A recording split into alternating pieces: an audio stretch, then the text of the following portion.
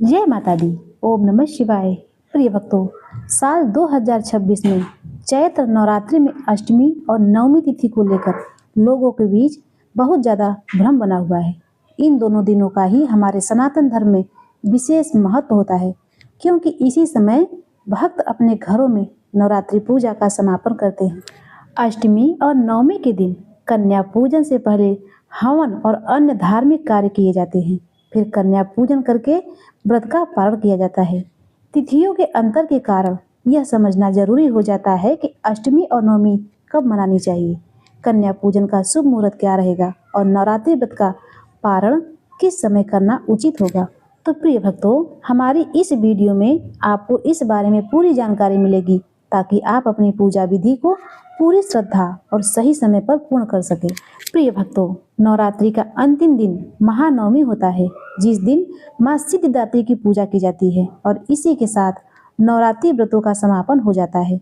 चैत्र नवरात्रि का साल 2026 में 19 मार्च गुरुवार से प्रारंभ हो चुकी है और चैत्र शुक्ल दशमी तिथि को नवरात्रि व्रत का पारण किया जाता है। हालांकि कुछ लोग अष्टमी तिथि को ही कन्या पूजन करके व्रत का पारण कर लेते हैं, तो कुछ लोग नवमी तिथि को कन्या पूजन करके व्रत का पारण करते हैं। माता रानी के इन 9 पावन दिनों में भक्त 9 दिन उपवास रखते हैं और पूजा करते हैं। लेकिन कुछ भक्त ऐसे भी होते हैं जो पूरे उपवास रखने में समर्थ नहीं हैं और केवल पहला व आखिरी उपवास रखकर ही नवरात्रि पूजा संपन्न करते हैं।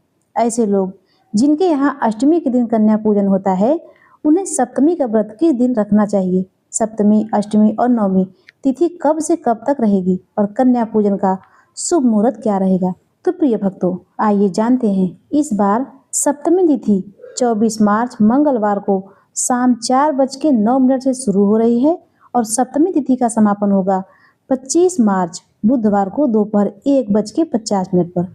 उदया तिथि के अनुसार इस बार 25 मार्च बुधवार को सप्तमी तिथि रहेगी। जो भक्त अष्टमी के दिन कन्या पूजन करते हैं, वे बुधवार के दिन व्रत रखकर अष्टमी को कन्या पूजन करेंगे।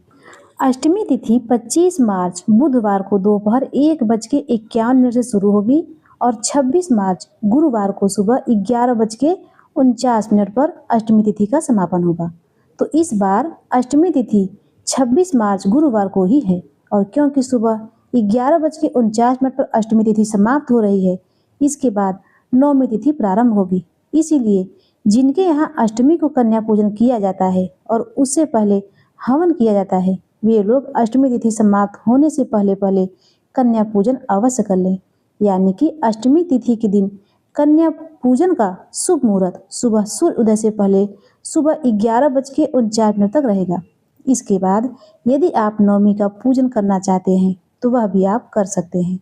नवमी तिथि इस बार 26 मार्च गुरुवार को सुबह 11:50 पर शुरू हो रही है और इसका समापन होगा 27 मार्च शुक्रवार को सुबह 10:07 पर।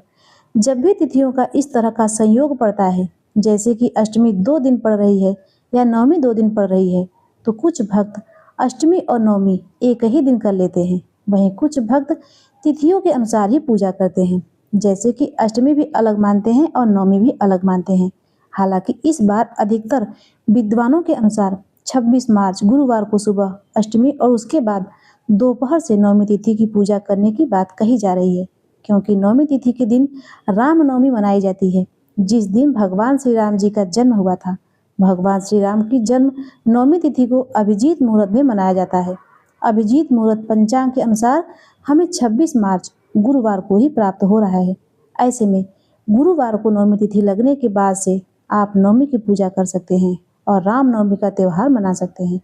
वहीं जो भक्त नवमी का कन्या पूजन भी गुरुवार के दिन ही करना चाहते हैं, यानी कि अष्टमी और नवमी का पूजन एक ही दिन करना चाहते हैं, तो आप नवमी तिथि गुरुवार को जब लगे उसके बाद से शाम को सूर्यास्त से पहले पहले नवमी पूजन का कन्या पूजन भी कर सकते हैं। कन्या पूजन के समय राहु काल न हो, इस बात का आप हो सके तो ध्यान रखें।